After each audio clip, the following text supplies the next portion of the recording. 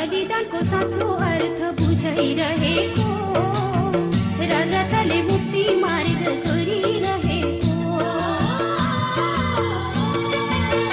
बलिदानको साँचो अर्थ बुझाइरहेको, रगतले मुक्ति मार्ग